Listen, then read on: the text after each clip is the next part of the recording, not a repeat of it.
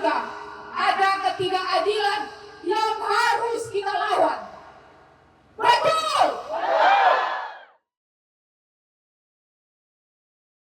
Syederalun calon pegawai pemerintah dengan perjanjian kerja atau P3K kepung kantor Dewan Perwakilan Rakyat Kabupaten atau DPRK Aceh Singkil pada Senin 17 Maret 2025.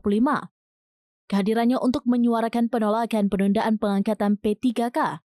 Rombongan P3K itu kompak menggunakan seragam hitam putih, datang secara bergelombang dengan menggunakan berbagai kendaraan. Selanjutnya sekitar 50 meter dari kantor Wakil Rakyat yang berada di kawasan Kampung Baru Singkil Utara, para peserta demo memilih berjalan kaki.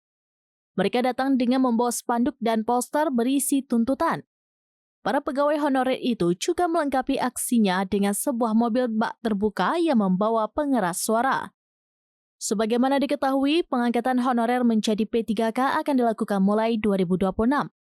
Penundaan tersebut merupakan kesepakatan bersama Menpan RB, BKN, dan Komisi 2 DPR RI yang diputuskan dalam rapat kerja pada Rabu 5 Maret 2025. Pada rapat kerja, pemerintah dan DPR menyepakati pengangkatan CPNS 2024 dilakukan Oktober 2025. Sedangkan P3K 2024 pada Maret 2026. Dalam rapat kerja juga disepakati bahwa tidak ada lagi pengangkatan tenaga non-ASN atau honorer di instansi pusat maupun instansi daerah sesuai amanat pasal 66 Undang-Undang Nomor 20 Tahun 2023 tentang Aparat Sipil Negara. Sebelumnya, pengangkatan P3K dan CPNS dijadwalkan dilakukan awal tahun 2025 ini. Sebelum saya memulai orasi yang singkat ini, saya ingin mengajak kalian semua untuk mengucapkan. Dari Aceh Singkil, Dede Rosadi, serambinews.com.